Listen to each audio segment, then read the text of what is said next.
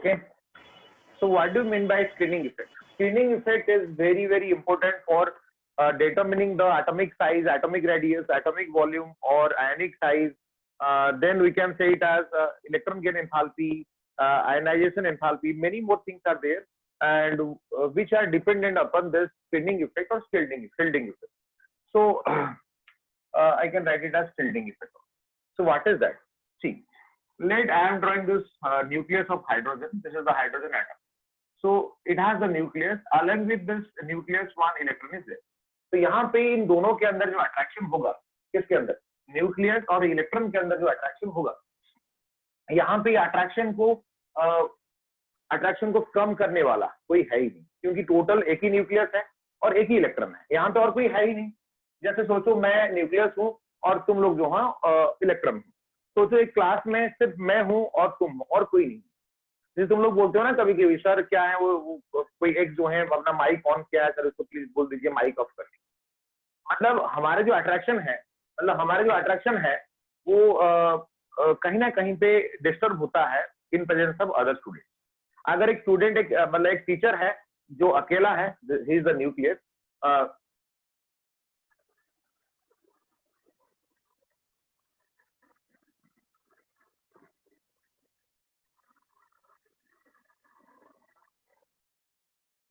Okay, if the teacher is the nucleus and electron is the student, then the attraction between the teacher and student will be not affected when only one student is present. So similarly, अगर एक nucleus है और एक ही electron है, तो इन दोनों के अंदर जो अट्रैक्शन होगा, it will not be affected. लेकिन सोचो अगर ऐसे होता तो, सोचो मैं यहाँ पे लिथियम और यहाँ पे ये न्यूक्लियस हुआ, यहाँ पे ये फर्स्ट ऑर्बिट है और यहाँ पे ये सेकेंड ऑर्बिट है. तो ये फर्स्ट ऑर्बिट में जो इलेक्ट्रॉन है, देख लो, फर्स्ट ऑर्बिट में 2 इलेक्ट्रॉन होंगे एंड ये सेकेंड ऑर्बिट में 1 इलेक्ट्रॉन होगा. तो ये जो इलेक्ट्रॉन यहाँ पे है, इन दोनों का जो अट्रैक्शन है, किनका, ये दोनों का जो अट्रैक्शन है, ये अट्रैक्शन को कौन अफेक्ट करेगा? Presence of these two electron in the penultimate cell. इसको बोलते हैं penultimate cell. This is the valence cell. I'll write it as, this is the valence cell, and I'll write it as the penultimate cell. Okay, and if I'll take the example of sodium. See, sodium. So this is the nucleus. This is the first orbit. This is the second orbit. This is the third orbit. So here 11 electrons are there. Here 1 electron. Here 3 electrons are there. So what will happen? Here only 2 electrons are there. Here total 8 electrons are there. Okay, and here only 1 electron. So अगर हम बात करें इन दोनों nucleus और valence electron के अंदर का जो अट्रैक्शन है, that will be affected by the presence of these 8 electrons in the penultimate cell and 2 electrons in the inner cell. So it will be known as the valence cell. And the just इसके अंदर वाला जो है उसको हम बोलेंगे penultimate cell. Okay, and इसके अंदर जो है इसको हम बोलेंगे इनर.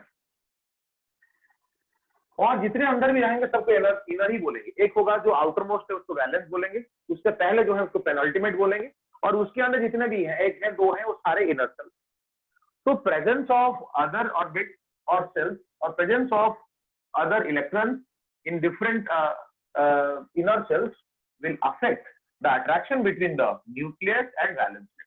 यहाँ पे देखो हाइड्रोजन के केस में सिर्फ न्यूक्लियस और एक ही इलेक्ट्रॉन है, टोटल एक ही इलेक्ट्रॉन है. तो there is no other electron to affect the attraction between this two. यहाँ पे जो अट्रैक्शन हुआ, जितना एक्सपेक्टेड था, जितना रियल में हुआ, जितना थियोरेटिकल था, जितना एक्सपेरिमेंटल हुआ, वो दोनों सेम.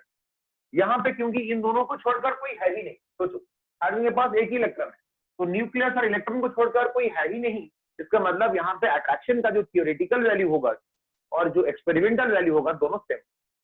लेकिन यहाँ पे अगर बात करें, यहाँ पे 2 ऑर्बिट है क्योंकि 3 इलेक्ट्रॉन है. फर्स्ट ऑर्बिट में 2 इलेक्ट्रॉन, सेकंड ऑर्बिट में क्या है, 1 इलेक्ट्रॉन. और ये और हमेशा जो अट्रैक्शन होता है, हम जो देखते हैं, हमेशा न्यूक्लियस और वैलेंस इलेक्ट्रॉन के साथ होता है. तो यहाँ पे जो वैलेंस इलेक्ट्रॉन है और इन दोनों का अट्रैक्शन, सोचो अगर ये 2 इलेक्ट्रॉन होते ही नहीं, तो अज्यूम करो वो 2 इलेक्ट्रॉन होते ही नहीं, अगर ये नहीं होते हैं तो इसका अट्रैक्शन पूरा किसके ऊपर जाता है, सोचो जैसे मैं एक न्यूक्लियस हूँ तुम्हारे फर्स्ट बेंच में, पर तुम लोग जो है एक सिचुएशन में मैं बैठा हूँ और कोई एक स्टूडेंट थर्ड बेंच पे बैठा है, थर्ड बेंच पे, ओके। तो अगर क्लास में और कोई नहीं, तो अभी क्या हुआ, मैं जो भी डिलीवर कर रहा हूँ पूरा कंसंट्रेशन उसी के ऊपर जा रहा है। अभी क्या हुआ, सोचो वो फर्स्ट बेंच पे आके दो बच्चे बैठ गए, तो obviously the attraction between me and the student present in the third bench will be affected, will be decreased. अगर फर्स्ट बेंच में 2 बैठ गए, सेकंड बेंच में 8 बैठ गए, थर्ड बेंच में तुम, तो इसके मतलब और भी अट्रैक्शन और भी घटने वाला है।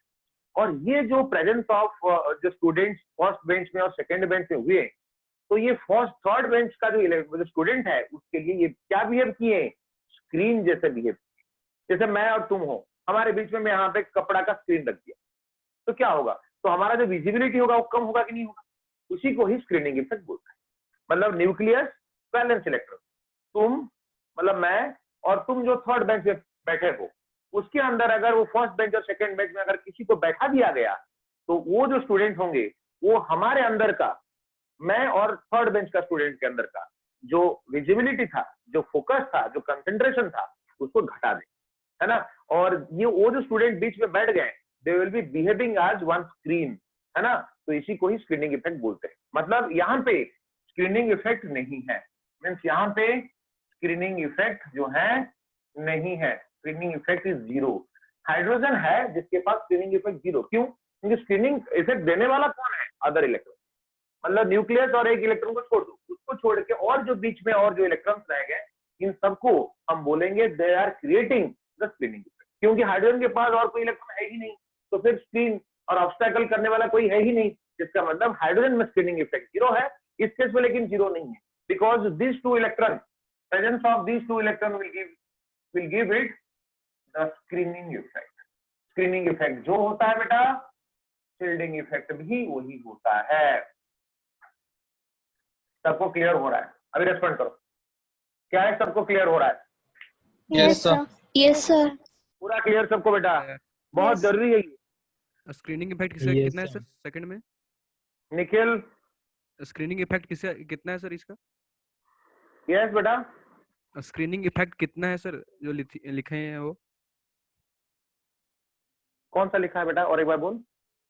वो नहीं, सेकंड वाला सर, हाँ उसका स्क्रीनिंग इफेक्ट जैसे फर्स्ट का जीरो, उसका उसी तरह सेकंड का कितना होगा सर?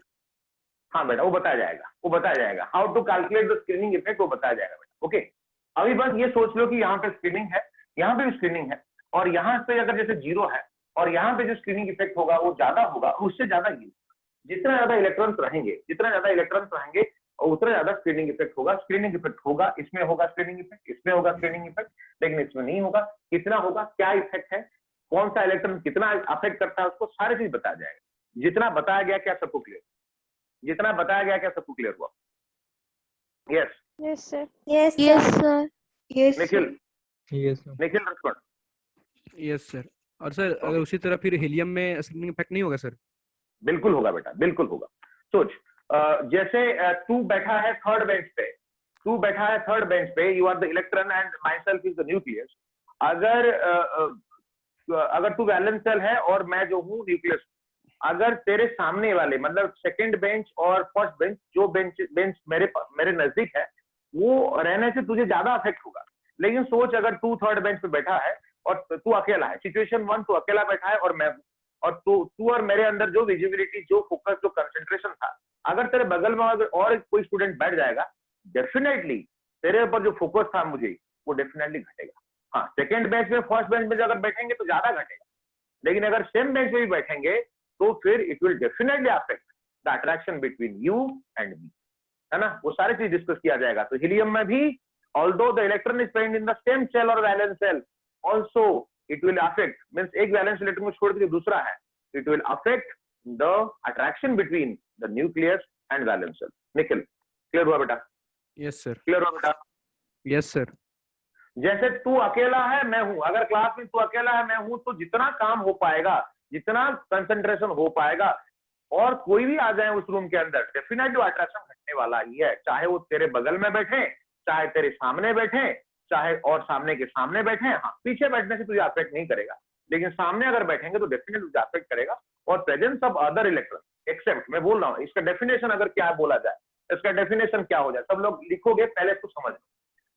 ये दोनों का अट्रैक्शन पहले मैं हिंदी में समझा देता हूँ, अभी उसके बाद मैंने उसको ट्रांसलेट करके बताऊँ। कोई रटने वाला चीज है ही नहीं। स्क्रीन, स्क्रीनिंग इफेक्ट, अरे हम देखें ना स्क्रीन हम क्या करते हैं, जैसे हम अपने खिड़की में स्क्रीन लगाते हैं, दरवाजे पे मतलब डोर पे स्क्रीन लगाते हैं, क्यों? क्योंकि बाहर का जो है हमें अंदर क्या चल रहा है वो देखना पाए। अंदर हम लोग बैठे हैं ड्राइंग रूम में, तो बाहर का कोई हमें क्यों देखेगा, हम स्क्रीन लगा देते हैं। स्क्रीन का इंटेंशन तो वही है ना। तो हमारा जो विजिबिलिटी है, हमारा जो अट्रैक्शन है वो घटा दे। तो यहाँ पे भी वही कर रहा है। लेकिन कौन है, जैसे ये न्यूक्लियस है और ये इलेक्ट्रॉन है, यही दोनों मेन रोल प्ले करते हैं, nucleus and the valence electron. यही दोनों का जो अट्रैक्शन होता है, वो अट्रैक्शन को और कोई भी इलेक्ट्रॉन, चाहे वो सेम सेल में हो, अंदर हो, कहीं भी, लेकिन बाहर नहीं होना चाहिए, मतलब उसके बाहर नहीं होना चाहिए। या तो सेम सेल में हो, जैसे तुम बोलोगे, जैसे निखिल बोला सर क्या हीलियम में होता है, बिल्कुल होता है बेटा, देख ले। जैसे मैंने ये लिखा, यहाँ पे हीलियम लिखा बेटा, और यहाँ पे 2 इलेक्ट्रॉन रखा, अगर ये एक इलेक्ट्रॉन है, ये एक इलेक्ट्रॉन। अगर सोचो ये अकेला होता, अगर सोचो ये अकेला होता, तो ये इसके साथ इसका अट्रैक्शन होता, ये एक इलेक्ट्रॉन है। लेकिन यहाँ पे क्या हुआ, कभी कभी ये इसको भी तो अट्रैक्ट करेगा, जिसको अट्रैक्ट कर रहा था अकेला, जब ये अकेला होता किसी को इससे अट्रैक्ट करता। लेकिन यहाँ पे और एक इलेक्ट्रॉन जब आ गया, तो यहाँ पे ये जो है इस न्यूक्लियस का अट्रैक्शन को अपने तरफ खींचेगा। जब खींचेगा तो ये भी स्क्रीनिंग देगा। हाँ, वो अलग बात है कि कम देगा, क्योंकि बीच में आने से, इन दोनों के बीच में आने से ज्यादा अफेक्ट करेगा, लेकिन वो बगल में आने से अफेक्ट करेगा, लेकिन टू द लेस एक्सटेंट। वो सारे चीज हम डेफिनेटली डिस्कस करेंगे, है ना। तो इसका मतलब हाइड्रोजन के पास, अगर न्यूट्रल एटम का बात किया जाए, तो हाइड्रोजन इकलौता ऐसे एटम है जिसके पास स्क्रीनिंग इफेक्ट नहीं। इसको छोड़ के सारे एटम के पास स्क्रीनिंग इफेक्ट दिखेगा। तो exactly what do mean by screening effect? तो ये दूसरा इलेक्ट्रॉन का होना, न्यूक्लियस और एक वैलेंस इलेक्ट्रॉन को छोड़ के, न्यूक्लियस और एक वैलेंस इलेक्ट्रॉन को छोड़ के और कोई भी इलेक्ट्रॉन का प्रेजेंस, वो दोनों का अट्रैक्शन को, कौन दोनों का, न्यूक्लियस और वैलेंस इलेक्ट्रॉन का अट्रैक्शन को घटाता है। उस घटाने वाला चीज को बोलते हैं स्क्रीनिंग इफेक्ट। क्या सबको क्लियर हुआ? क्या सबको क्लियर हुआ? Yes yes sir.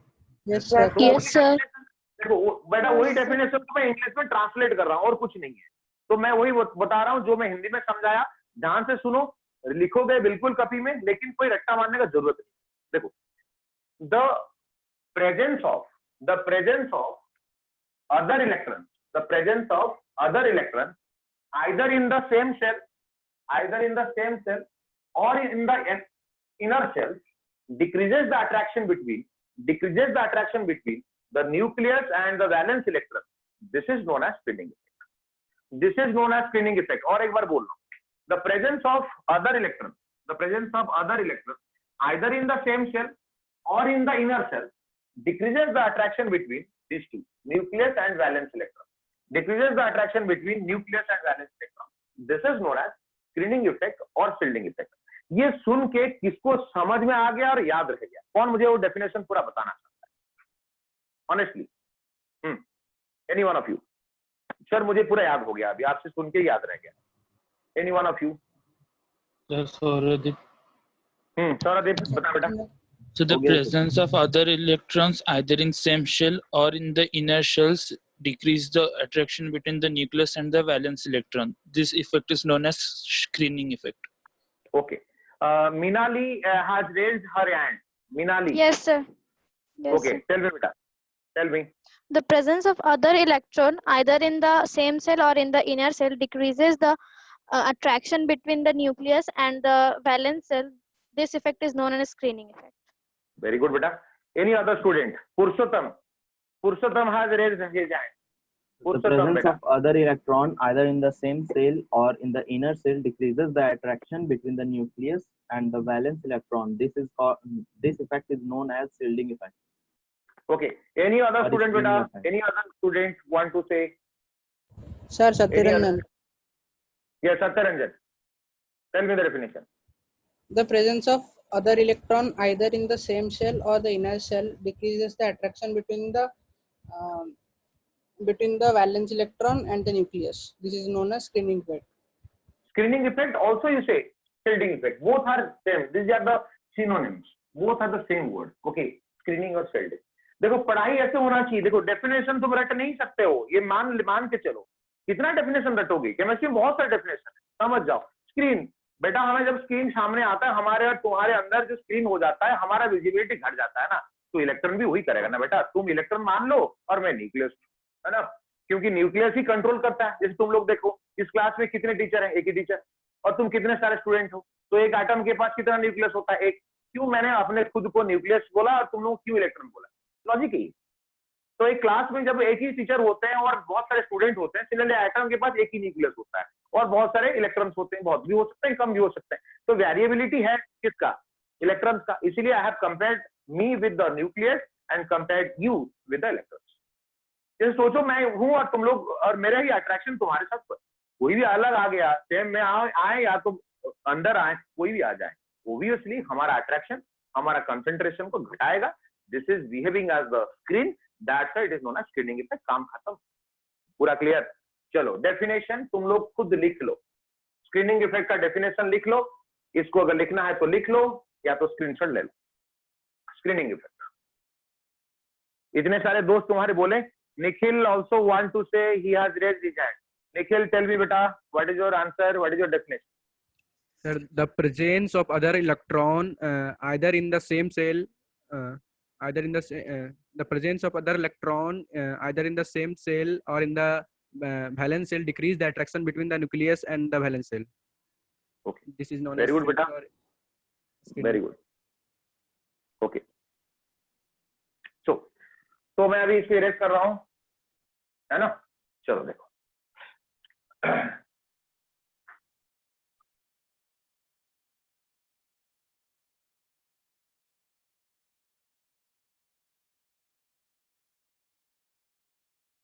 बहुत इंपॉर्टेंट पॉइंट बोलने जा रहा हूं, ध्यान से सुनो। अच्छा, जो मैं बताने जा रहा हूं it is not in your NCERT book, है ना, लेकिन एंट्रेंस के लिए और क्वेश्चन सॉल्व करने के लिए काफी इंपॉर्टेंट है, इसलिए बताया जा रहा है।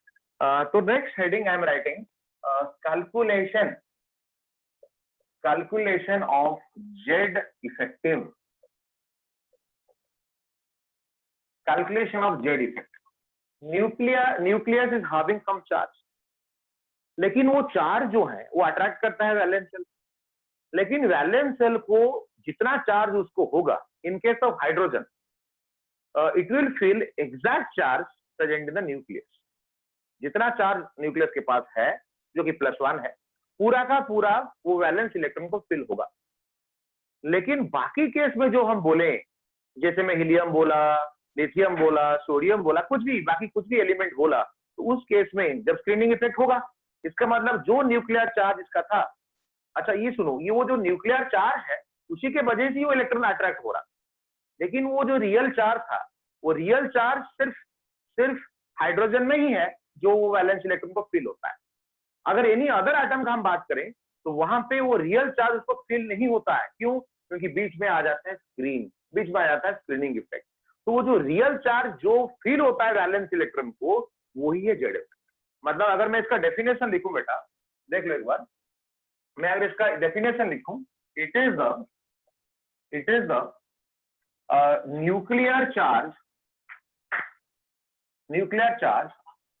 felt nuclear charge of the nucleus, obviously nuclear charge nucleus का ही होता है, felt by the valence electron. Okay, it is the nuclear charge of the nucleus, obviously अगर नहीं लिखोगे तो कोई दिक्कत नहीं बेटा, it is the nuclear charge felt by the valence electron। मतलब जैसे मैंने यहाँ पे इसका एक फॉर्मूला है ना, देखो Z effective equals to Z minus sigma, बताऊंगा क्या क्या है, चिंता मत करो। सो जेड इफेक्टिव तो जेड इफेक्टिव ही है, डेफिनेशन लिखा गया, और Z is the atomic number, तुम जानते हो कि नहीं जानते? जानते हो ना बेटा। और sigma is the screening constant, it is the screening constant. मतलब जो अदर इलेक्ट्रॉन को जो अफेक्ट कर रहे हैं अट्रैक्शन को जो अफेक्ट कर रहे हैं, तो फिर उसी को ही हम स्क्रीनिंग कांस्टेंट बोलेंगे। इसका वैल्यूज है, मैं तुम्हें बताऊंगा, तुम उसको याद रखोगे, फिर हम कैलकुलेट करेंगे। सोचो जब हाइड्रोजन का अगर Z effective of hydrogen calculate करें, हाइड्रोजन का जेड इफेक्टिव हाइड्रोजन आइटम, तो क्या होगा 1। और स्क्रीनिंग इफेक्ट देता कौन है? न्यूक्लियस और वैलेंस इलेक्ट्रॉन को छोड़ के जो है कोई स्क्रीनिंग देता है। जब न्यूक्लियस और वैलेंस इलेक्ट्रॉन को छोड़ के और कोई है ही नहीं हाइड्रोजन के केस में, तो उसका स्क्रीनिंग कांस्टेंट क्या हो जाएगा बेटा, 0। तो यहाँ पे ये हो गया 1। मतलब ऐसा हाइड्रोजन आइटम है जिसका जेड जो है जेड इफेक्टिव भी हुई है। बहुत इंपॉर्टेंट पॉइंट है। अगर पूछा गया एंट्रेंस में ऐसा कौन सा आइटम है, which of the following item has same Z effective आज जेड, वो सिर्फ हाइड्रोजन है बेटा, बिकॉज इस केस में सिग्मा 0 है। व्हाट इज सिग्मा मैं बताऊंगा इसका वैल्यू क्या है, लेकिन जब सिग्मा स्क्रीनिंग कहां किसकी वजह से होता है, स्क्रीनिंग कहां से आता है, और एक इलेक्ट्रॉन की वजह से आता है। और स्क्रीनिंग किसकी वजह से होता है, और एक इलेक्ट्रॉन की वजह से होता है, वैलेंस इलेक्ट्रॉन को छोड़ के। तो हीलियम में होता है, लिथियम में होता है, सोडियम में होता है, किसी में भी होता है। तो अगर और कोई इलेक्ट्रॉन है ही नहीं, मतलब न्यूक्लियस और वैलेंस इलेक्ट्रॉन को छोड़कर और अगर कोई है ही नहीं, तो फिर स्क्रीनिंग कहां से आएगा। तो ये इकलौता एलिमेंट है जहां पे जेड जो होता है जेड इफेक्टिव वही होता है। मतलब जेड क्या है, that is the proton, that is the atomic number, that is the nuclear. तो न्यूक्लियर चार्ज जितना होगा, और ये जो है बताया मैंने, ये the nuclear charge held by the valence electron, तो वैलेंस इलेक्ट्रॉन को भी उतना ही चार्ज फिल होगा, बिकॉज यहाँ पे इन दोनों के बीच में कोई नहीं है जो इनका अट्रैक्शन को घटा दे। तो कैसे हम लिखते हैं इसको, बहुत इंपॉर्टेंट पॉइंट है। देखो मैंने बोला सिग्मा और वैल्यू ऑफ सिग्मा, मैं यहाँ पे लिखा वैल्यू ऑफ सिग्मा, मैं एक पॉइंट करके लिख रहा हूं, ध्यान से देखो। तो सिग्मा का जो वैल्यू है, सिग्मा का वैल्यू जो है that is 0.35 for a electron, for an electron, sorry, और फॉर ईच इलेक्ट्रॉन लिख देते हैं, for each electron present in the valence cell. Valence shell में अगर जो इलेक्ट्रॉन है जो स्क्रीनिंग इफेक्ट दिखा, जैसे हीलियम में वैलेंस सेल में और एक इलेक्ट्रॉन वो स्क्रीनिंग इफेक्ट दिखाएगा, तो उसका जो वैल्यू है 0.35 experimental value, you have to remember. फिर सिग्मा जो है वो 0.85 है for each electron present in penultimate cell.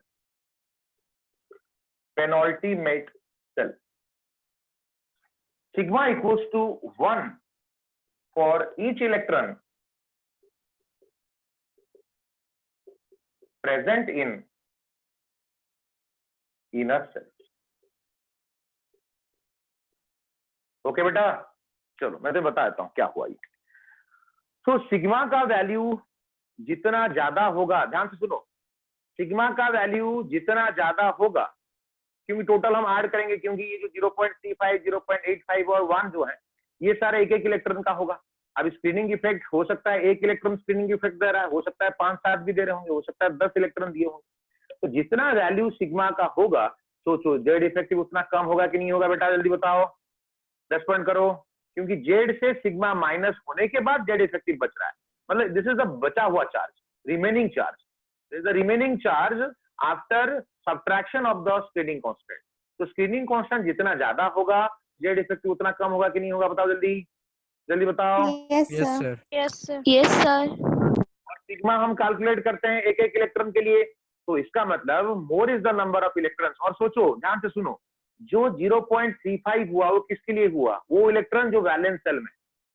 सोचो जो 0.85 कब हुआ, वो इलेक्ट्रॉन जो पेनल्टीमेट सेल में है। सोचो 1 किसके लिए है, जो इलेक्ट्रॉन इनर सेल्स में। मतलब एक एटम के अंदर 3 टाइप का सेल्स होंगे, एक होगा वैलेंस सेल और आउटर मोस्ट सेल, सेकेंड होगा पेनल्टीमेट सेल मतलब जस्ट वैलेंस से पहले, और बाकी जितने सारे सेल्स रह गए, चाहे वो मतलब 1 हो 2 हो 3 हो, जितने भी सेल्स हो वो सारे इनर सेल्स।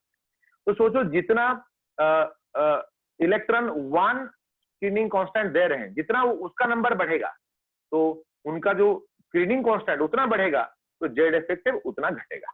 सबको क्लियर हो रहा है, सबको क्लियर हो रहा है? Yes sir. Yes, sir. ये सिग्मा, इसका नंबर ये भी है, ये भी है। मैं बोला ये एक एक इलेक्ट्रॉन का है, देखो सब में मैंने लिखा ईच इलेक्ट्रॉन। तो सोचो ये इफेक्ट देने वाला इलेक्ट्रॉन अगर ज्यादा होंगे, माइनस तो हम इससे ही कर रहे हैं ना, इससे ही माइनस कर रहे हैं। अगर सोचो ये वाला इलेक्ट्रॉन ज्यादा है तो ज्यादा इफेक्ट नहीं होगा, कम होगा। लेकिन सोचो अगर ये इलेक्ट्रॉन जो for each electron present in the inner shells, मतलब इनर सेल्स में अगर ज्यादा इलेक्ट्रॉन होंगे तो हर वो इलेक्ट्रॉन के लिए स्क्रीनिंग कांस्टेंट 1। जैसे अगर इसका सोचो 2 इलेक्ट्रॉन हो, इसका अगर 2 इलेक्ट्रॉन होंगे वैलेंस सेल में तो क्या हो गया 0.35 इंटू 2 तो 0.7 यहाँ से माइनस हो। अगर सोचो यहाँ पे इनर सेल्स में 2 इलेक्ट्रॉन है तो यहाँ से माइनस कितना होगा 2 minus. So presence of more electrons in the inner shells will affect और will decrease the Z effective with maximum extent. ये एक इंपॉर्टेंट पॉइंट है। क्लियर हुआ? तो अभी हम डिस्कस करेंगे इसके बारे में। अच्छा, इसको क्यों हम पढ़ रहे हैं? तुम बोलोगे सर इसको हम क्यों पढ़ रहे हैं? क्योंकि देखो जेड इफेक्टिव जिसका न्यूक्लियर चार्ज ज्यादा हो गया, जेड इफेक्टिव क्या है, क्या लिखा है? The nuclear charge of the nuclear felt by the valence electron. मतलब अल्टीमेट जो न्यूक्लियर चार्ज ही है, अल्टीमेट जो अट्रैक्शन का पैरामीटर है। तो जितना ज्यादा अट्रैक्शन होगा उतना साइज घट जाएगा। ये बहुत बड़ा इंपॉर्टेंट पॉइंट है। Z effective is inversely proportional to the size. मतलब अगर एटम का साइज हम कंपेयर करने वाले हैं, अगर एटम का साइज हम कंपेयर करने वाले हैं तो it will play very important role, because if the we'll take some example and they will calculate the Z effective value। तो लेकिन उनका रिलेशन क्या हुआ, जितना ज्यादा Z effective होगा, सोचो जितना ज्यादा न्यूक्लियर अट्रैक्शन होगा। अगर न्यूक्लियस अट्रैक्शन कर रहा है, ये तो है न्यूक्लियर अट्रैक्शन, Z effective है क्या?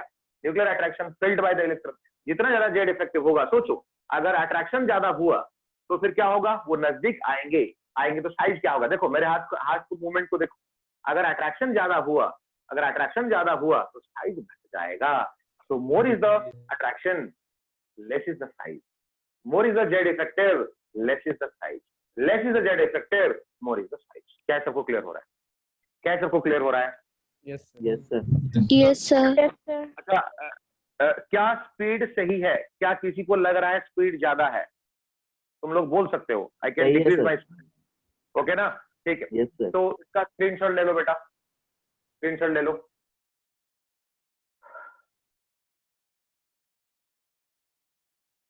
अभी जब हम 2-3 एग्जांपल ले लेंगे बेटा तो और अच्छे से मस्त करके समझ में आएगा। इस जेड इफेक्टिव का जैसे मैंने बोला, वो ग्रीन मार्कर में जो बॉक्स में रखा उसको दिमाग में रखो। Z effective is the attraction between the nucleus and valence electron failed by the electron. वो जितना ज्यादा होगा अट्रैक्शन, मैंने हाथ से मूवमेंट करके दिखाया पहले, और वो जितना ज्यादा होगा साइज उतना छोटा होगा। Okay, so they are inversely proportional. So now I'm erasing this one.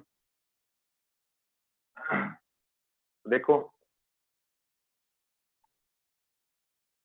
अभी हम एक क्वेश्चन सॉल्व करेंगे, और ये पॉइंट को बार बार बोल रहा हूं इस चीज, जिसका जेड इफेक्टिव ज्यादा होगा बेटा उसका जो है साइज छोटा हो जाएगा। अगर जेड इफेक्टिव कम हुआ तो साइज बड़ा हो जाएगा।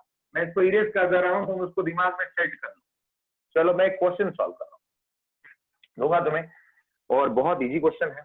तो अगर ऐसा क्वेश्चन में दिया,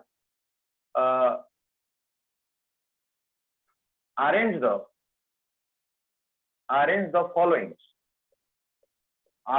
following in their decreasing order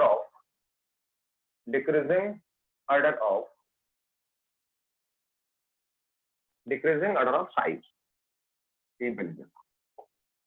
तो कौन कौन है देखो बेटा, ये N हुआ, ये नाइट्रोजन एटम हुआ, ये नाइट्रोजन प्लस हुआ, ये nitrogen minus. These are the three species. We cannot say it as atoms. Following atoms नहीं लिख सकते, क्योंकि ये एटम है तो ये कटायन ही आना है ना, तो इसलिए स्पीशीज बोला मैं। क्लियर हुआ? तो मैं अभी तुम्हें बताऊंगा जेड इफेक्टिव का काम क्या है, कैसे इसको कैलकुलेट किया जाता है, और क्या हुआ इसका साइज और जेड इफेक्टिव का रिलेशन। स्टार्ट करते हैं। देखो सबसे पहले मैं यहाँ पे 3 चीज दूंगा, ये हुआ है। तो calculation of Z effective of nitrogen atom, जो न्यूट्रल एटम, क्या फॉर्मूला है, जेड माइनस सिग्मा। ध्यान से देखो इसको। तो यहाँ पे जेड माइनस सिग्मा किया। अभी नाइट्रोजन का एटॉमिक नंबर कितना है, कौन बताएगा? जल्दी बताओ बेटा। 7 है ना। अच्छा, यहाँ पे एक इम्पोर्टेंट पॉइंट है, ध्यान से सुनो, बच्चे से कंफ्यूज होते हैं, इसे तुम कंफ्यूजन ना हो इसलिए पहले से मैं अलर्ट करता हूं। तो नाइट्रोजन के पास है 7 इलेक्ट्रॉन, और रहेगा कैसे, 2 5। तो पेनल्टीमेट सेल में है 2 इलेक्ट्रॉन और वैलेंस सेल में है 5 इलेक्ट्रॉन। लेकिन बहुत इंपॉर्टेंट पॉइंट है, ध्यान से सुनो, लेकिन यहाँ पे हमें जो स्क्रीनिंग देने वाला है, ध्यान से देखो, screening effect will be given by how many electrons, tell me, कौन मुझे बताएगा? Out of the 7 electron how many electrons will be giving the screening effect? जल्दी। 6 Six, sir. electrons. 6. Very good बेटा। 6 तो electrons. यहाँ पे क्योंकि हम एक इलेक्ट्रॉन को कंसिडर क्यों करेंगे, वो तो अट्रैक्शन में ही है ना, वो तो विक्टिम है, तो उसको क्यों कंसिडर किया जाए। तो स्क्रीनिंग इफेक्ट देने वाले इलेक्ट्रॉन हैं 6 इलेक्ट्रॉन, क्योंकि हम एक न्यूक्लियस और ये वैलेंस शेल का एक इलेक्ट्रॉन का अट्रैक्शन को घटाने वाला देख रहे हैं। तो मुझे बताओ बेटा, यहाँ पे जो हम सिग्मा कैलकुलेट करेंगे तो कितना इलेक्ट्रॉन 0.35 वाला, 0.35 वाला कितने इलेक्ट्रॉन है जल्दी। 2. 4 sir.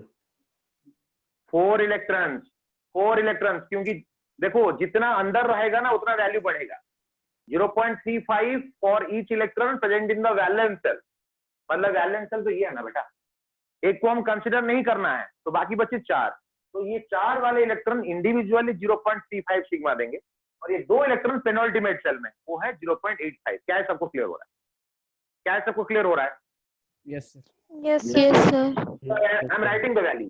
ओके, सो यहाँ पे मैंने लिखा 4 इंटू 0.35 प्लस 2 इलेक्ट्रॉन जो है 0.85। सब लोगों को समझ में आया कि नहीं आया? अगर नहीं आया तो बोलो, मैं और एक बार बताऊंगा, लेकिन सबको समझ में आना चाहिए।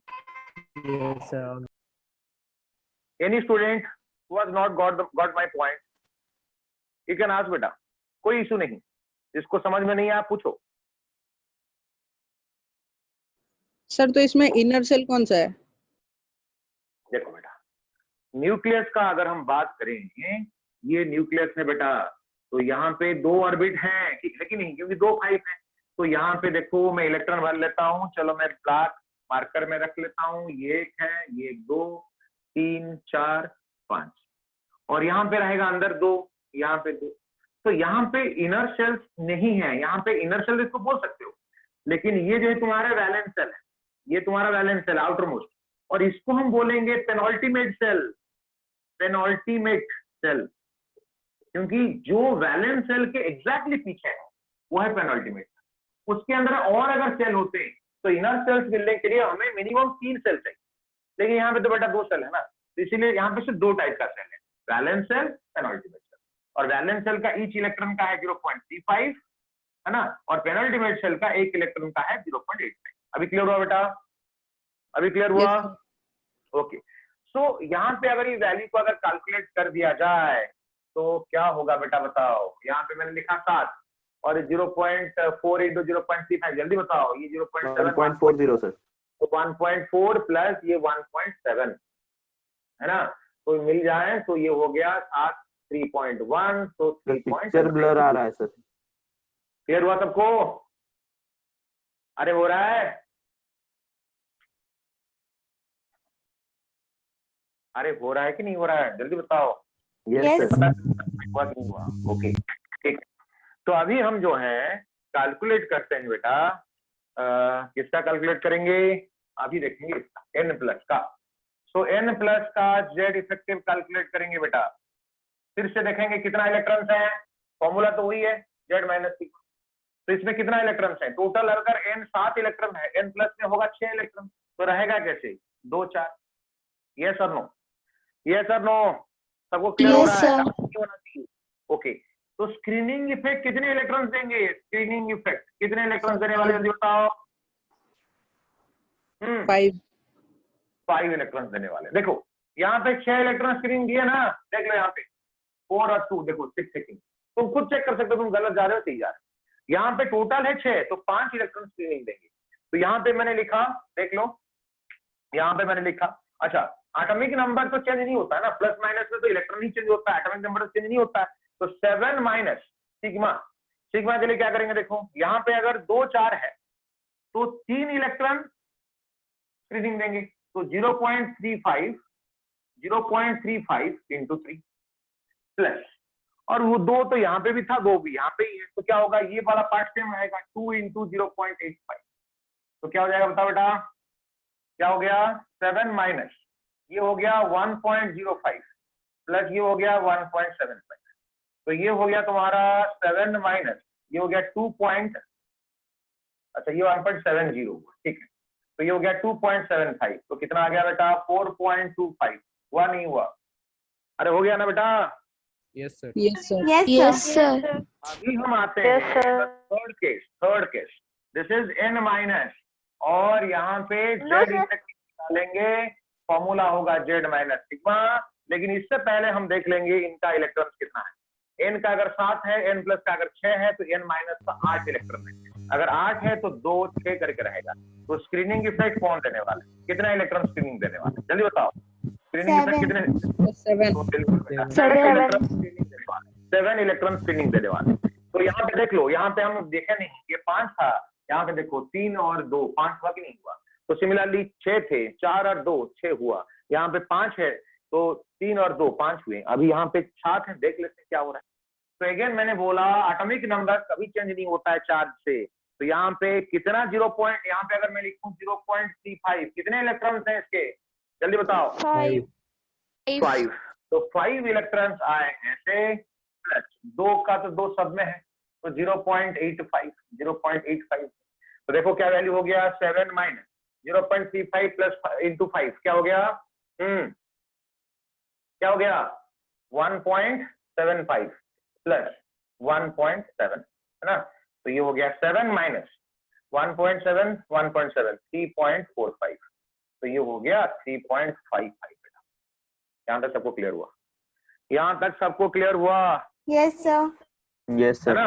अच्छा Yes, मुझे ये sir. बताओ, यहाँ पे एक फॉर्मूला में वो ग्रीन बॉक्स में लिखा था, किसको याद है? ग्रीन बॉक्स में बोला था, बहुत इंपोर्टेंट, बार बार बोला, किसको याद है? Z effect is Sir, directly मुझे- Z proportional effect to is inversely proportional to size. Cosily proportional to 1 by size.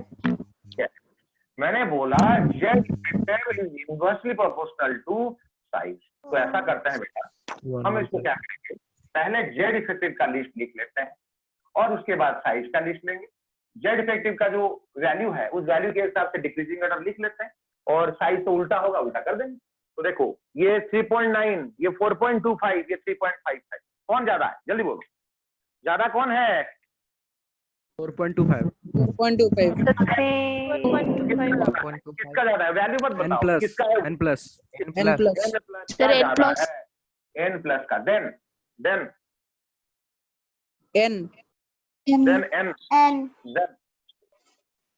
n minus N minus n N minus. अगर ये ऐसा हुआ क्योंकि इनवर्सली प्रोपोर्शनल है, तो अगर highest Z effective n plus का, तो इसका साइज तो लोएस्ट होगा ना, और ये लोएस्ट n माइनस का है जेड इफेक्टिव, तो साइज सबसे ज्यादा होगा। तो सबसे बड़ा साइज किसका, जल्दी बताओ। n minus N minus. Minus. Then N plus. तो समझ में आया क्या, पूरा आया क्या बेटा? Yes, sir. Yes, sir. Okay, take the screenshot, किसी को डाउट है तो पूछो।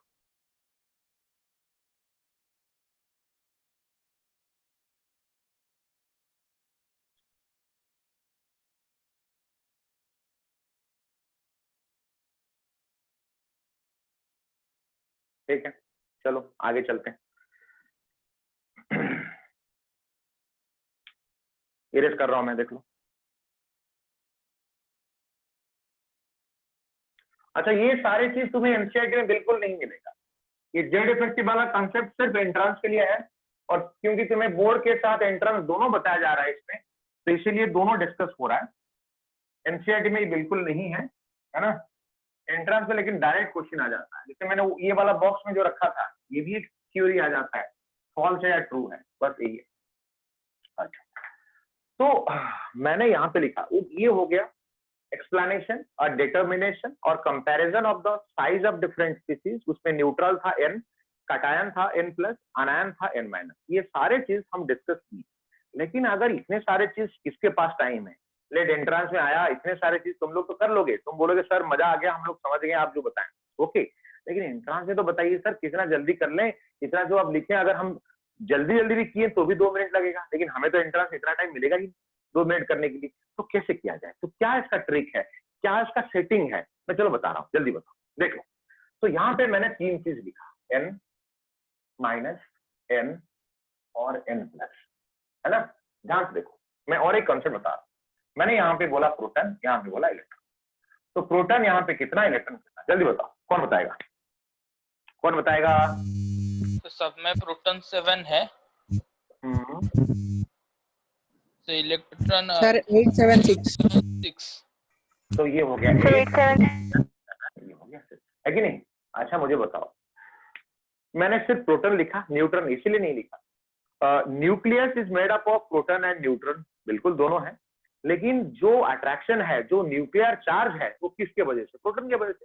अच्छा न्यूट्रॉन का तो चार्ज होता ही नहीं है, तो जो पावर है, मास का एक अलग बात है। सब लोग माइक ऑफ कर लो, माइक ऑफ कर लो। तो जो पावर है न्यूक्लियस का, वो बिकॉज, है ना, because of this proton, the nuclear charge में बोल रहा हूँ। हाँ न्यूट्रॉन का भी थोड़ा बहुत इफेक्ट है, लेकिन जो मेजर पावर है चार्ज का पावर, क्योंकि इलेक्ट्रॉन जो नेगेटिवली चार्ज है उसको खींचने वाला कौन है? Positive charge. जो पॉजिटिव चार्ज है वो सिर्फ प्रोटॉन का है, क्योंकि न्यूट्रॉन तो न्यूट्रल है। तो सोचो ये है पावर, ये है इनका पावर। चलो मैं इसको साइन में लिख लेता हूँ, +7 +7 +7 -8 -8 -6। तो ये तुम्हारा हुआ स्टैंडर्ड, 7 प्लस के लिए 7 माइनस, तो ये बैलेंस हुआ। मुझे बताओ अट्रैक्शन इन दोनों में ज्यादा होगा या इन दोनों में ज्यादा? जल्दी बताओ। पावर इसका है, मतलब सोचो ये टीचर्स हैं, सोचो ये टीचर्स हैं और ये स्टूडेंट्स हैं। अभी यहाँ पे 7 टीचर हैं, मैंने लिख दिया यहाँ पे बेटा 7 टीचर्स। 7 टीचर कंट्रोल कर रहे हैं 6 स्टूडेंट को, है ना। और यहाँ पे बेटा 7 टीचर्स कंट्रोल कर रहे हैं 8 स्टूडेंट को। तो कहाँ पे कंट्रोल ज्यादा होगा? जल्दी बताओ, कहाँ पे ये ना कंट्रोल ज्यादा होगा, तो यहाँ पे स्टूडेंट हिल नहीं सकते बेटा। ये बैलेंस है, एक स्टूडेंट एक टीचर, एक टीचर एक स्टूडेंट। यहाँ पे बेटा स्टूडेंट कम हो गए, अभी पावर ज्यादा हो गया न्यूक्लियस का, अभी ज्यादा अट्रैक्शन करेगा, तो साइज क्या होगा? जल्दी बताओ, साइज क्या होगा? डिक्रीज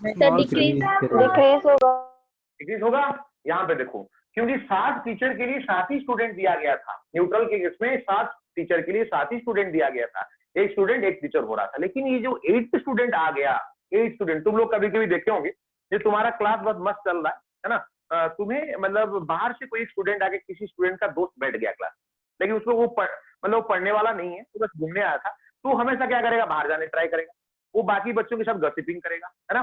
तो इसका मतलब वो डेफिनेटली बाहर जाना चाहेगा। तो same thing is happening in this case. तो यहाँ पे पहले 7 इलेक्ट्रॉन थे, +7 के लिए -7 थे, मतलब 7 प्रोटॉन के लिए 7 इलेक्ट्रॉन थे। ये जो अभी एक एक्स्ट्रा इलेक्ट्रॉन आ गया ना बेटा, ये एक्स्ट्रा इलेक्ट्रॉन आ गया, 8th इलेक्ट्रॉन में बोला, 8th इलेक्ट्रॉन, ये क्या करेगा? ये बाहर जाने के लिए ट्राई करेगा। वो बाहर का ही है, माइनस मतलब दिस स्पीसीज और nitrogen is has accepted this electron, वो बाहर का है, आउटसाइडर है। वो अभी क्या करेगा? बाहर जाने के लिए ट्राई करेगा। तो size of the atom is because of the path in which the electron is rotating. अगर 8th इलेक्ट्रॉन आ गया ना बेटा, क्या होगा? देखिए, ये 8th इलेक्ट्रॉन क्या करेगा? बाहर जाने के लिए ट्राई करेगा। तो ये जो ऑर्बिट ऐसे था, अभी वो ऑर्बिट एलोंगेट हो जाएगा। जैसे तुम्हारे क्लासरूम तो मतलब स्ट्रेच नहीं हो सकता, लेकिन ऑर्बिट हो सकता है। ऑर्बिट ऐसा कोई ये एक इमेजिनरी पाथ है, ऐसा कोई पर्टिकुलरली शेप नहीं है, ऐसा कोई रोड नहीं है, कंक्रीट का रोड है, चलो यार इलेक्ट्रॉन उस पर चल रहा है, ऐसा नहीं है, तो इमेजिनरी पाथ। जब वो एक्स्ट्रा इलेक्ट्रॉन जो 8th इलेक्ट्रॉन हुआ, जिसको कंट्रोल करने वाला ये जो है, उसको कंट्रोल कम किया, तो ये अभी बाहर जाने के लिए ट्राई करेगा। तो दैट वो बाहर जब जाने के लिए ट्राई करेगा, तो क्या होगा? ये जो ऑर्बिटल है, ये जो ऑर्बिट है, वो एलोंगेट हो जाएगा, मतलब बढ़ जाएगा, मतलब फुल जाएगा। तो इसमें क्या होगा? साइज बढ़ जाएगा। तो इसका मतलब जब कभी भी कटायन है, तो इलेक्ट्रॉन कम हो जा रहे हैं, स्टूडेंट्स कम हो जा रहे हैं, तो अट्रैक्शन बढ़ जा रहा है, तो साइज छोटा हो जा रहा है। मतलब ये थ्योरी है बेटा, अनायन is greater than the neutral is greater than the cation. क्या है? सबको क्लियर हुआ? मैंने क्या बोला, क्या एक्सप्लेन किया? Yes sir. तो न्यूट्रॉन में जितना प्रोटॉन थे उतना ही इलेक्ट्रॉन थे, चार्ज बैलेंस था, न्यूक्लियर और प्लस माइनस रेशियो 1:1 था। जब माइनस चार्ज घट जा रहा है, मतलब माइनस घट रहा है, मतलब इलेक्ट्रॉन निकलता है, क्योंकि इलेक्ट्रॉन का चार्ज नेगेटिव होता है। प्लस आया मतलब एक इलेक्ट्रॉन गया, अगर एक इलेक्ट्रॉन गया तो फिर, क्योंकि देखो +7 +7 +7, इसमें तो कुछ होने वाला नहीं। तो अगर यहाँ पे ये इलेक्ट्रॉन घट रहा है, प्लस मीन्स इलेक्ट्रॉन घटा मतलब साइज छोटा हुआ, क्योंकि 7 का काम 7 कर रहे थे, 7 प्रोटॉन का काम 7 इलेक्ट्रॉन, 7 प्रोटॉन का काम था 7 इलेक्ट्रॉन को खींच के रखना। अगर इलेक्ट्रॉन कम हो गया तो और अट्रैक्शन होगा, साइज घट जाएगा। अगर आनायन में क्या हुआ? 7 प्रोटॉन 7 इलेक्ट्रॉन को खींचने वाले थे, एक एक्स्ट्रा इलेक्ट्रॉन आ गया, 8th इलेक्ट्रॉन आ गया, वो क्या करेगा? उन 7 प्रोटॉन से कंट्रोल नहीं होगा, वो क्या करेगा? बाहर जाने के लिए ट्राई करेगा। बाहर जाने के लिए। जब बाहर जाने के लिए ट्राई करेगा और ये सारे ऑर्बिटल का जो मूवमेंट होता है, तुम जैसे स्ट्रक्चर ऑफ एटम में पढ़े हो, S orbital, P orbital, D orbital, वो ऐसे कुछ शेप नहीं होता, ऐसा कोई चैम्बर नहीं है कि उसमें वो घुस गया, मतलब ऐसे रोटेट करता है। ये ऐसा आया, ऐसे रोटेट किया, ये ऐसा आया, ऐसे रोटेट किया, मतलब वो पी ऑर्बिटल में, वो ऐसे आया, ऐसे गया, फिर ऐसे आके ऐसे आया, डबल डम्बल डी है। वो ऐसे आया, ऐसे घुमा, फिर ऐसे घुमा, फिर ऐसे घुमा, फिर ऐसे घुमा, मतलब एस ऑप्शन है। तो इलेक्ट्रॉन का मूवमेंट से ही ऑर्बिटल का शेप और एटम का साइज डिपेंड करता है। अगर वो इलेक्ट्रॉन बाहर जाने के लिए ट्राई कर रहा है, डेफिनेटली वो जो ऑर्बिटल है जिसमें मूवमेंट कर रहा था उसका साइज बढ़ जाएगा। मतलब it's like you can say balloon है, या तो जैसे हम ज्यादा खा लिए तो हमारा पेट थोड़ा आगे आ गया कि नहीं आ गया, मतलब वो जो पार्ट है, क्योंकि हमारा पेट में इलास्टिसिटी है, बलून में इलास्टिसिटी, यहाँ पे तो इलास्टिसिटी नहीं है, लेकिन वो ये ऐसा कोई पाथ है ही नहीं, ऐसा कोई चैम्बर है ही नहीं, वो पाथ मूवमेंट का पाथ से ही हमारे शेप बोल रहे हैं। जब वो इलेक्ट्रॉन बाहर जाने के लिए ट्राई करेगा, जैसे ही ऐसे ऐसे घूम रहा था, अभी ऐसे करके जाएगा, अभी ऐसे करके जाएगा, अभी ऐसे करके जाएगा, मतलब वो साइज बढ़ गया, जो इसमें रेस्ट्रिक्ट था अभी वो साइज बढ़ गया। तो इसीलिए हमेशा अनायन का साइज ज्यादा होता है न्यूट्रल से, और सबसे छोटा होता है कैटायन। सबसे ज्यादा बड़ा अनायन, सबसे छोटा कैटायन, न्यूट्रल तो बीच में रहेगा। क्या सबको क्लियर हुआ? क्या है, सबको क्लियर हुआ? Yes sir. Yes, sir. Clear हो रहा है बेटा? Yes, sir. Yes, sir. हाँ, स्क्रीन शॉट ले लो बेटा। और सर अगर 2 एनायन होगा तो सर? बताएंगे बेटा, इतना तक हो गया, बिल्कुल आएंगे। And this question is dedicated to you, सब आएंगे, चिंता मत करो।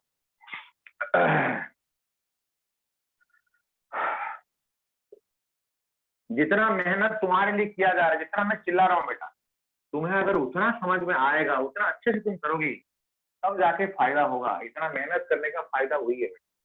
मैं आऊंगा, लिख दूंगा, आंसर बता दूंगा, तुम सोचोगे यार सर को तो आता है सब, लेकिन फायदा क्या हुआ? मैं चाहता हूँ जो मैं समझाऊं, जो कंसेप्ट मेरे अंदर है तुम्हारे अंदर आ जाए। तो इसके लिए तो मैं मेहनत कर रहा हूँ, चिल्ला रहा हूँ, है ना। मैं तो स्लो भी चिल्लाऊंगा, होगा तुम्हें लगेगा ना यार सर कितना मेहनत कर रहे हैं, तो हम भी करेंगे, और करोगे तुम्हें फायदा होगा। चलो देखो, तो यहाँ पे हम डिस्कस करेंगे, जैसे मैंने बोला, find out the decreasing order of size of the following. अगर ऐसा होगा तो क्या होगा? तो मैंने यहाँ पे लिखा, चलो ये लिख देता हूँ N3 माइनस, फिर मैंने लिख दिया O2 माइनस, फिर मैंने लिख दिया नियन, फिर मैंने लिख दिया Mg2 प्लस, फिर मैंने लिख दिया Na प्लस, फिर मैंने लिखा F माइनस, फिर मैंने लिखा Al3। तो इनमें से जो साइज है वो किसका ज्यादा है, क्या है, ये हम सोचेंगे, है कि नहीं बेटा? क्लियर हो रहा है? इसका साइज क्या होगा? सोचो, कौन बोल सकता है? बताऊंगा मैं, और थोड़ा लॉजिक है और थोड़ा थ्योरी है, डेटा है, मैं बताऊंगा। सोचो, कोई ट्राई कर सकता है, क्या होगा? सर सबसे बड़ा N3 माइनस, उसके बाद O2 माइनस, उसके बाद F माइनस, उसके बाद Ne, उसके बाद Mg2 प्लस, फिर Al3 plus. Any other answer?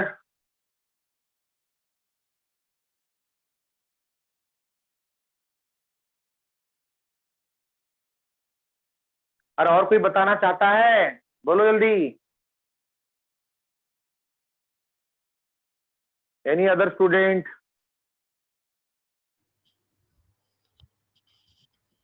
Rohit? Yes, sir. What is your answer बेटा? N3 minus, O2 minus, F minus, Na plus, Ne, Mg plus 2 and Al3 plus. Ni and Na plus, इन दोनों में कौन बड़ा है? Ni and Na plus, इन दोनों में कौन बड़ा है? Ne. Ni बड़ा है। Okay, Satyaranjan, what is your answer? Sir N3 minus, O2 minus, Mg2 plus Na plus Ne F minus Al3 plus. Okay. Susri, what is your answer, beta? Susri.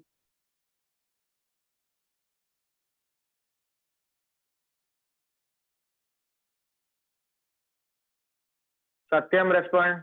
Satyam. Vanshika respond, beta. Sir, N3 minus O2 minus F minus Ne Na plus Mg2 plus Al3 plus. Okay. Purushottam.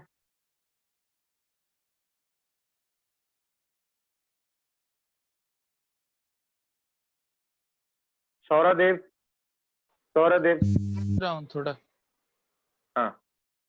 सत्य 2 respond.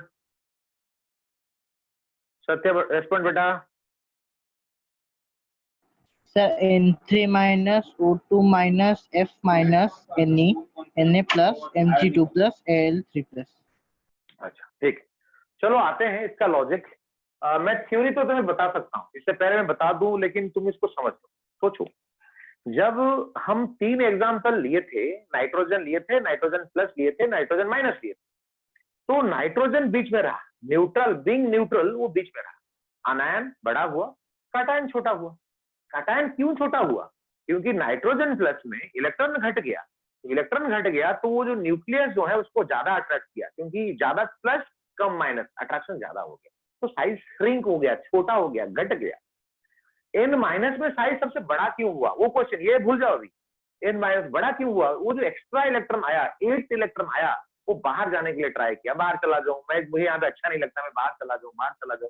जब बाहर जाने के लिए try किया तो वो अपना जो घूम रहा था पाथ, तो पाथ चेंज करके धीरे धीरे उस तरफ जाएगा, है ना. तो जब बाहर जाएगा, it will elongate the orbital, it will elongate the orbit, so it will be increasing the size of the atom. अगर सोचो, ध्यान से सुनो, अगर एक इलेक्ट्रॉन एक्स्ट्रा क्या आ गया, वो साइज बढ़ा दिया. बेटा अगर 2 इलेक्ट्रॉन आएगा, क्या वो ज्यादा बढ़ाएगा? नहीं. सब लोग यस. अगर एक इलेक्ट्रॉन आके साइज को एलोंगेट कर दिया, अगर 2 आएगा तो क्या उससे ज्यादा नहीं एलोंगेट करेगा? सब लोग Yes, sir. Yes, sir. और अगर 3 आएगा यहाँ पे, 3 माइनस मतलब आया है वो इलेक्ट्रॉन, तो क्या और एलोंगेट नहीं करेगा? सोचो, एक इलेक्ट्रॉन बाहर जाना चाह रहा है, ये ऑर्बिट था, थोड़ा एलोंगेट कर दिया, 2 आया और थोड़ा एलोंगेट हुआ, 3 आया और थोड़ा एलोंगेट हुआ. तो इसका मतलब क्या कंक्लूजन मिला तुम्हें? क्या कंक्लूजन? देखो, मैं वो थ्योरी पहले भी दे सकता था. सबसे पहला अप्रोच क्या है? तुम्हें देखो, आंसर आया नहीं आया, गलत है, कोई मतलब नहीं मुझे उससे.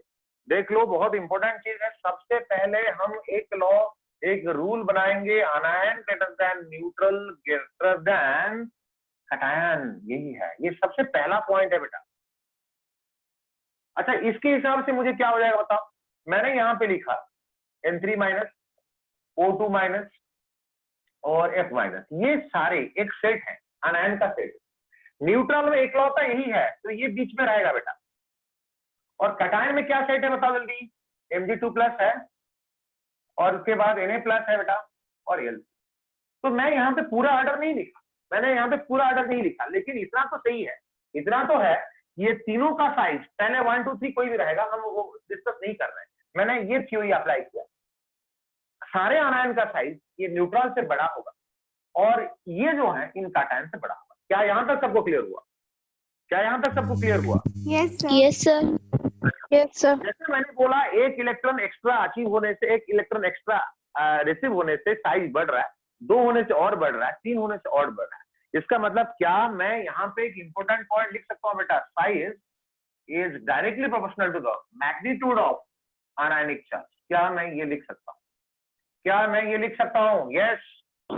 Yes, sir. Yes, sir. Yes, sir. अच्छा, तो इस रूल के हिसाब से मैग्नीट्यूड ऑफ आयनिक चार्ज ज्यादा देन कम देन ज्यादा. अब इसको भूल जाओ, पूरा भूल जाओ, तो है ही नहीं. तो सबसे ज्यादा होगा बेटा N3 माइनस, उसके बाद होगा O2 माइनस, उसके बाद होगा F माइनस. अनायन का काम खत्म. अनायन के बाद आता है न्यूट्रल. न्यूट्रल तो एक ही है. अच्छा, और एक रूल लिख देता हूं. अच्छा, अगर वो N प्लस में साइज घट गया, एक इलेक्ट्रॉन जाने से अगर साइज घटा, सिमिलरली अगर 2 इलेक्ट्रॉन चला जाएगा तो और अट्रैक्शन बढ़ जाएगा, तो और साइज घटेगा। जैसे 1 इलेक्ट्रॉन अगर n+ में चला गया, 7 था 6 हो गया, तो वो साइज घटा रहा है। अगर 7 प्रोटॉन 6 इलेक्ट्रॉन को अट्रैक्ट कर रहे थे, पहले 7 था, अभी क्या हुआ, 7 6 हुआ, घटा। अगर और एक इलेक्ट्रॉन चला गया तो और भी घटेगा बेटा। और एक इलेक्ट्रॉन चला गया, जितना इलेक्ट्रॉन घटता जाएगा उतना अट्रैक्शन बढ़ता जाएगा, क्योंकि ultimately nuclear charge fix, number of proton fix, जितना इलेक्ट्रॉन घटते जाएंगे उनका कंट्रोल और होगा। अभी रेशियो जो 1:1 था, 1 प्रोटॉन के लिए 1 इलेक्ट्रॉन, अभी मोर देन 1 प्रोटॉन के लिए 1 इलेक्ट्रॉन, तो अट्रैक्शन अभी बढ़ा तो साइज घटेगा। तो यहाँ पे जो ये था साइज और आनायनिक चार्ज का मैग्नीट्यूड डायरेक्टली प्रोपोर्शनल था। थर्ड रूल क्या है बेटा? थर्ड रूल है size is inversely proportional to the magnitude of cationic charge, है ना। अगर कटायन होना ही गुना है, कटायन होना ही घटना है, तो ज्यादा कटायन मतलब ज्यादा मैग्नीट्यूड, तो ज्यादा घटेगा।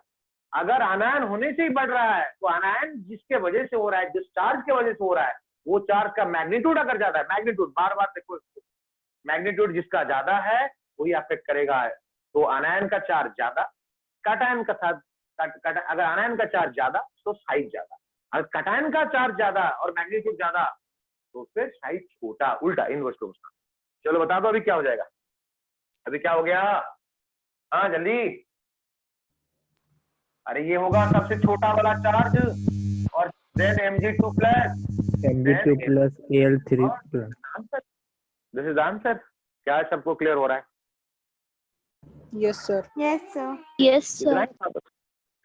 किसी को कोई दिक्कत, कोई डाउट पूछ सकते हो, बाकी लोग स्क्रीनशॉट ले लो।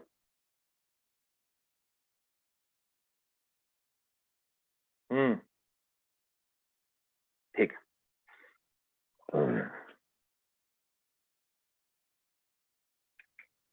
तो अभी हम देखेंगे, इरेज कर रहा हूं मैं,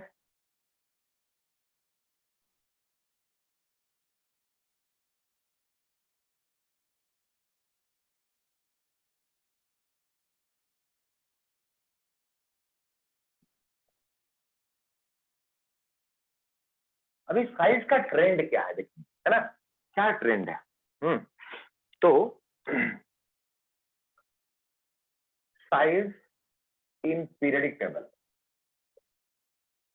पीरियडिक टेबल, पीरियडिक टेबल में दो चीज है, एक ये पीरियड में, है ना, और एक ये ग्रुप।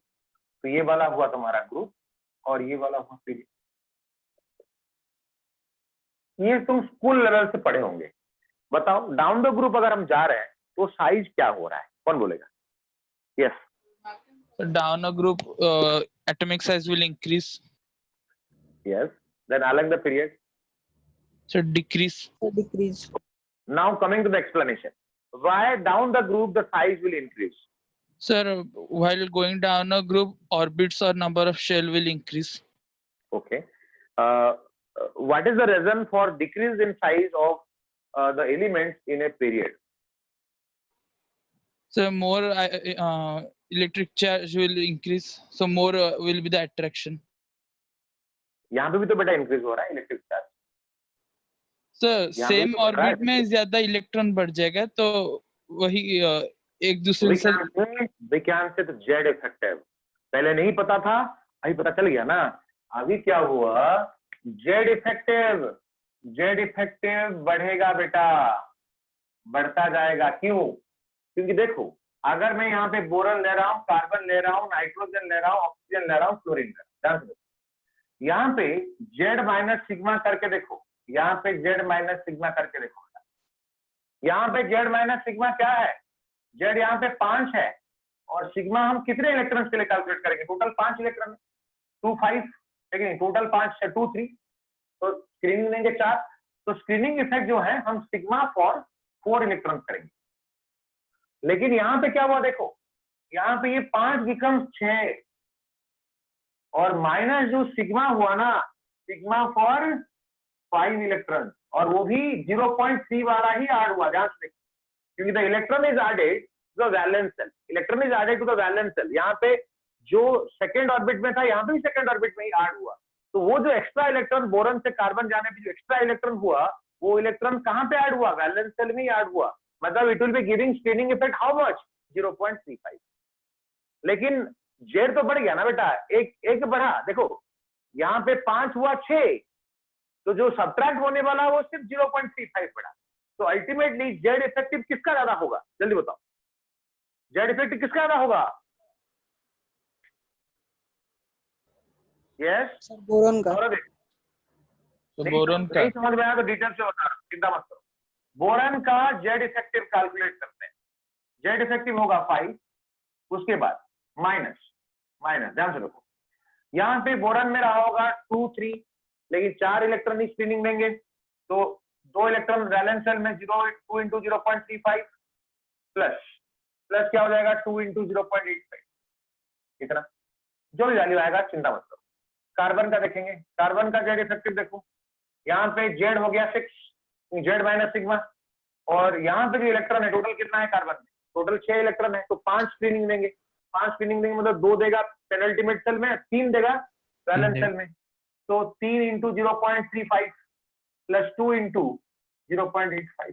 पूरा कैलकुलेशन करने का जरूरत नहीं है, ध्यान से देखो, यहाँ पे जो माइनस हो रहा है 2 into 0.85, यहाँ पे वही माइनस हो रहा है, यहाँ पे 2 into 0.35 माइनस हो रहा है, यहाँ पे 3 into 0.35 माइनस हो रहा है। इसका मतलब यहाँ पे बढ़ा तो 1, इन दोनों में बढ़ा 1, लेकिन घटा एक्स्ट्रा 0.35, फिर भी ये दोनों जो है it will be more than that, means 0.65 का बढ़ोतरी है, ज्यादा है 0.65। पूरा कैलकुलेट करके देख सकते हो, देख लो, पूरा कैलकुलेट कर लो तो भी वही आएगा, क्योंकि 5 becomes 6, लेकिन एक ही इलेक्ट्रॉन ऐड हुआ, तो 3 into 0.35, मतलब यहाँ पे देखो ये जो है मैं टिक कर देता हूँ, ये हुई, यहाँ पे 2 into 0.35 है, 3 into 0.35, मैथमेटिकल, कोई केमिस्ट्री नहीं है। तो यहाँ पे ये एक बढ़ा 1, लेकिन घटा 0.35, तो अल्टीमेटली ज्यादा किसका होगा बेटा, Z effective of carbon is greater than Z effective of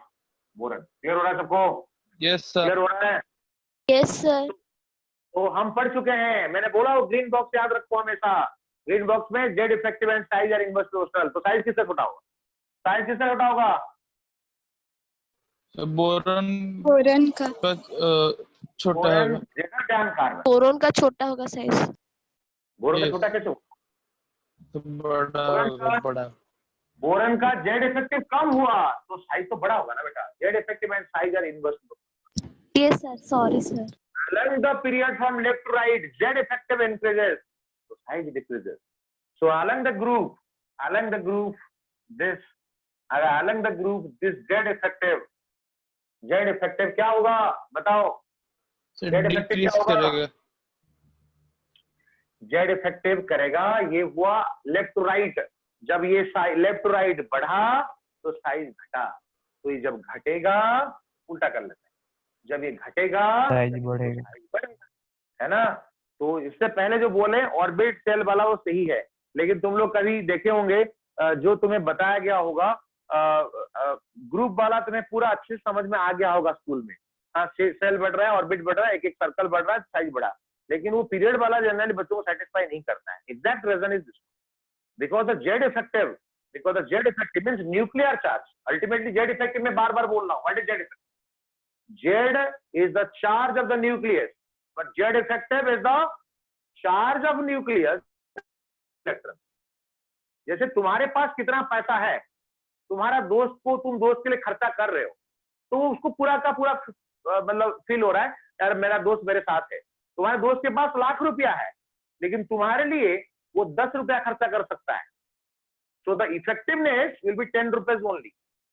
तुम्हारे दोस्त के पास लाख रुपया है, तुम्हारे लिए मजबूरी में तुम्हारा अगर तबीयत खराब हुआ वो पूरा लाख खर्चा कर सकता है, तो वहां पे जो है जितना उसके पास है तुम्हें भी फील उतना ही होगा, क्योंकि न्यूक्लियस का जो चार्ज है पूरा का पूरा फील नहीं होता है इलेक्ट्रॉन को, बिकॉज ऑफ स्क्रीनिंग इफेक्ट। कहां पे पूरा का पूरा फील होता है? किसके पास? हाइड्रोजन के पास।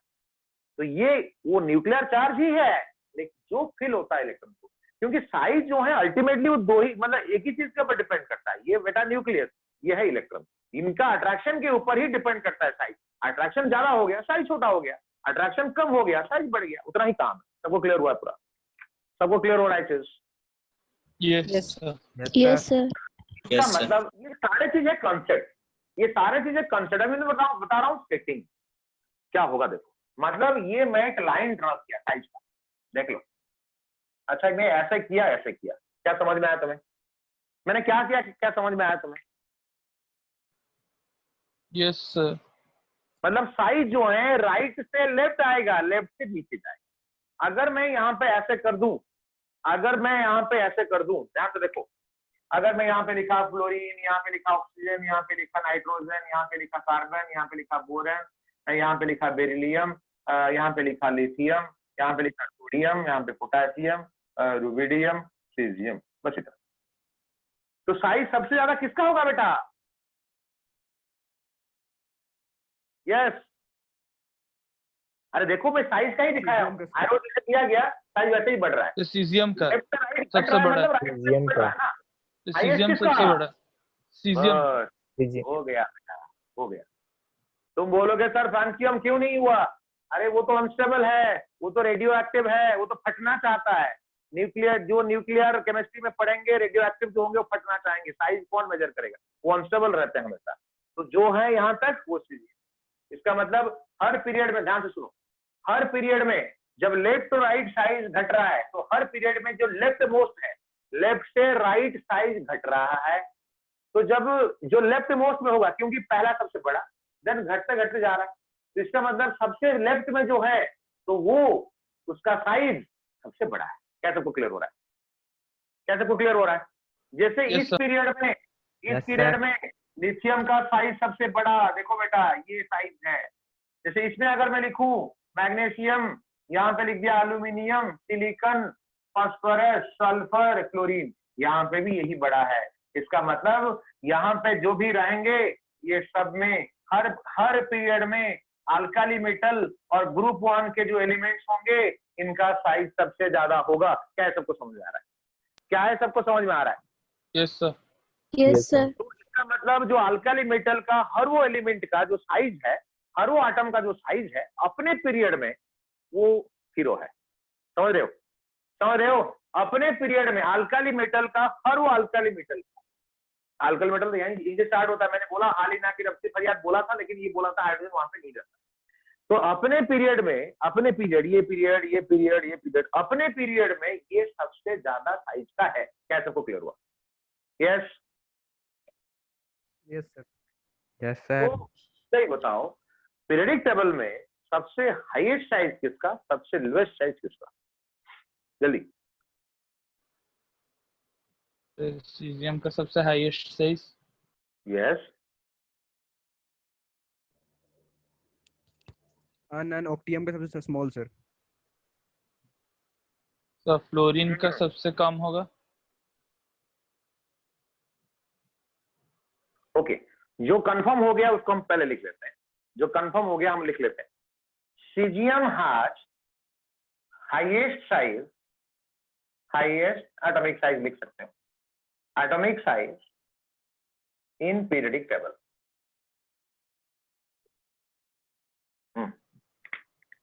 इसको मैं राउंड कर लेता हूं। Point number 1। हाँ, लोएस्ट किसका?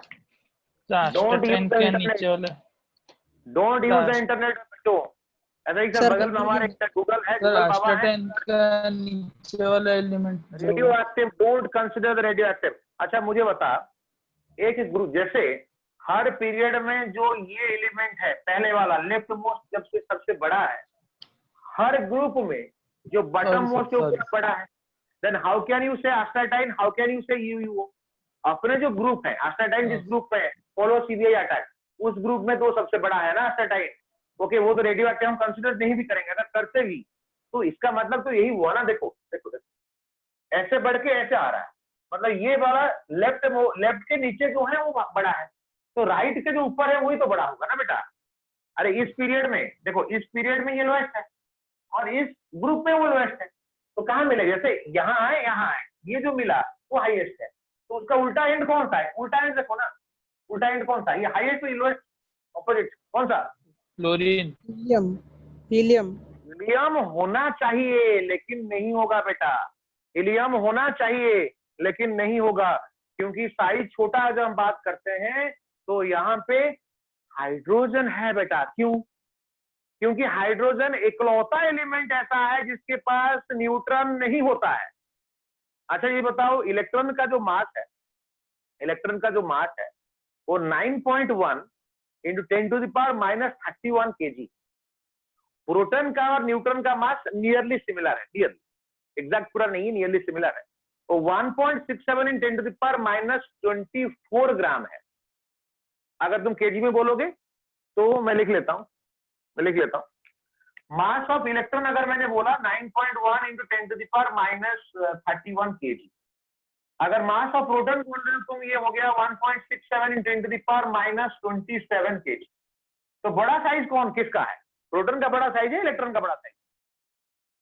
किसका साइज बड़ा है? सर प्रोटॉन का। प्रोटॉन का साइज बड़ा है ना बेटा। तो सोचो तो न्यूट्रॉन भी तो लगभग सिमिलर ही है, तो लगभग सिमिलर है बेटा, मास ऑफ न्यूट्रॉन तो लगभग सेम ही है ना। तो यहाँ पे हाइड्रोजन ऐसा इकलौता एलिमेंट है, ऐसा इकलौता आइटम है जिसके पास न्यूट्रॉन है ही नहीं। बाकी सब में प्रोटॉन है, न्यूट्रॉन है, प्रोटॉन न्यूट्रॉन है, तो साइज घट नहीं जाएगा इसका। जो इसका ज्यादा मास, जो ज्यादा साइज देने वाला जो था उसी की वही नहीं है, मतलब प्रोटॉन है लेकिन न्यूट्रॉन नहीं। इसीलिए अगर मैं यहाँ पे बोलूं तो ये वाला पार्ट तुम्हारा हुआ। Next is hydrogen, next is hydrogen has least atomic size in periodic table। सबको क्लियर हुआ? सबको ऐसे अपने पीरियड में। अच्छा और एक इंपॉर्टेंट पॉइंट बता रहा हूं मैं अगर तुम्हें बोला फ्लोरीन, मैं बोला फ्लोरीन और नियन, इनमें से कौन बड़ा है? ध्यान से देखो इसको, बोलो फ्लोरीन और नियन में बड़ा कौन है? Fluorine. Fluorine. No, neon sir, neon sir, expected is fluorine. Neon क्यों? देखो क्योंकि फ्लोरीन एटम के अंदर थोड़ा अट्रैक्शन है। ये इनर्ट गैस है ना बेटा, इनर्ट गैस, नोबल गैस, उनके अंदर अट्रैक्शन ही नहीं है, वो इनर्ट है।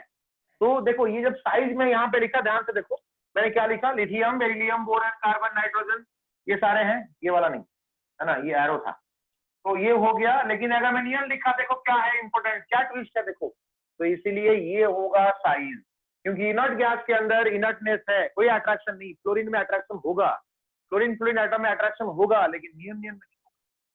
इसीलिए उसके अंदर एक वीकेस्ट फोर्स ऑफ अट्रैक्शन काम करता है, वो है वैन डर वाल्स फोर्सेस। वो हम केमिकल बॉन्डिंग में पढ़ने वाले हैं। Weakest force of attraction between the inert gases, he never argues करो जरा, उसमें वीकेस्ट फोर्स ऑफ अट्रैक्शन है। तो वीकेस्ट फोर्स ऑफ अट्रैक्शन है जब वो लोग न्यूट्रल है, सॉरी जब वो लोग इनर्ट है, तो उस केस में इनका जो साइज होगा वो थोड़ा बढ़ जाएगा। तो पीरियड में क्या हुआ देखो, लेफ्ट टू राइट साइज घटा कि नहीं घटा? हाईएस्ट ये, देन ये घटा और घटा और घटा और घटा, ये थोड़ा बढ़ गया। ऐसा नहीं कि इससे बढ़ गया, थोड़ा इससे बढ़ जाएगा। क्या सबको क्लियर हुआ? क्या है सबको पूरा क्लियर हुआ? Yes, sir. Yes, sir. चलो इसका अभी स्क्रीनशॉट ले लो बेटा, take the screenshot.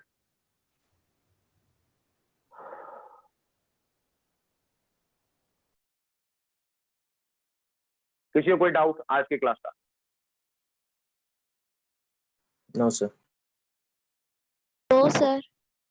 Okay, so जितना बताया गया अच्छे से पढ़ो बेटा। इतने सारे चीज डिटेल्स में एनसीईआरटी में नहीं दिया है, तो इतना मेहनत करके बताया जा रहा है। अच्छे से पढ़ो, प्यार से पढ़ो, अच्छे से समझो। देखो ऑनलाइन और ऑफलाइन क्लासेस में यही अंतर है। ऑफलाइन क्लास में अगर तुम डिस्टर्ब होंगे, हम तुम्हें तुम्हारा फेस देख सकते हैं। ऑनलाइन क्लास में क्या होगा, हम एक भरोसा में चल रहे हैं कि तुम पढ़ रहे हो, क्योंकि तुम लोग अभी, इसलिए मैंने बोला था लास्ट क्लास में, और एक सर बोले थे ना, सब लोग अपना वीडियो ऑन करो, तो ऑन रखना, ताकि हम देख सकें कि तुम लोग बैठे हो, पढ़े हो, या सो गए, या मोबाइल पे चैटिंग कर रहे हो, क्या कर रहे हो। तो इसलिए बहुत जरूरी है कि जब मैं बोल रहा हूँ तो पूरा फोकस यहाँ पे हो। 1.5 घंटा क्लास, 1.5 घंटा पूरा फोकस होगा, तब तुम्हें बहुत कुछ फायदा होगा। ये सारे बहुत रिसर्च के बाद आया है, ऐसा नहीं कि मतलब मैं एनसीईआरटी निकाला, उठाया और पढ़ा, ऐसा कुछ नहीं है। बहुत कुछ मेहनत किया गया, बहुत सारे बुक पे सारे कंसेप्ट चूज किया गया। तो अगर फिर भी तुम अगर अच्छा नहीं करोगे तो बहुत दुख होगा टीचर, है ना। इतने सारे मेहनत के बाद ही ये सब रिजल्ट आता है, और ये काम मेरे लिए नहीं, ये मुझे पता है, मैं सिर्फ तुम्हारे लिए कर रहा हूँ। इसीलिए बहुत मस्त करके पढ़ो। डाउट होगा तो बोलना, सर ये डाउट है, डेफिनेटली तुम्हें मैं बताऊंगा। आज के लिए इतना ही। Thank you. Sir yes sir francium का सबसे हाईएस्ट एटॉमिक साइज क्यों नहीं हुआ? देखो बेटा, ऐसा है कि फ्रांसियम जो रेडियो एक्टिव है, देखो रेडियो एक्टिव एलिमेंट्स जो होते हैं वो हमेशा अनस्टेबल होते हैं, है ना। जब बहुत सारे अनस्टेबल होंगे, न्यूक्लियस अनस्टेबल